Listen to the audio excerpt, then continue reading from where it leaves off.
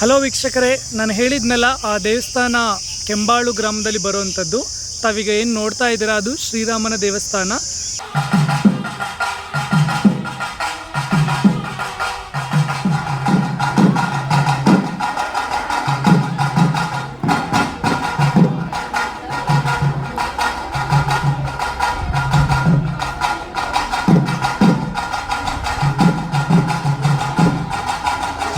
ಪ್ರತಿಷ್ಠಾಪಿಸಿರುವಂತಹ ಈ ಒಂದು ದೇಗುಲದಲ್ಲಿ ಶ್ರೀರಾಮ, ಸೀತಾಮಾತೆ ಹಾಗೂ ಲಕ್ಷ್ಮಣರ ವಿಗ್ರಹವನ್ನು ಮಾತ್ರ ನಾವು ಕಾಣಲಿಕ್ಕೆ ಸಾಧ್ಯ ಆಗುತ್ತೆ. ವನವಾಸಕ್ಕೆ ಬಂದಂತಹ ಶ್ರೀರಾಮ ಮತ್ತು ಸೀತಾಮಾತೆ ಹಾಗೂ ಲಕ್ಷ್ಮಣರನ್ನ ಋಷಿಮುನಿಗಳು ಭೇಟಿ ಮಾಡ್ತಾರೆ.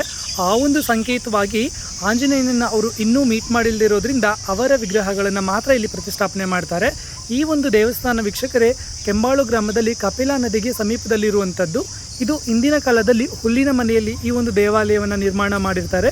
ಕಾಲಾನಂತರದಲ್ಲಿ ದೇವಾಲಯದ ಜೀರ್ಣೋದ್ಧಾರವಾಗಿ ಕೊನೆಗೆ ಈ ರೀತಿ ಬಂದು ತಲುಪಿದೆ.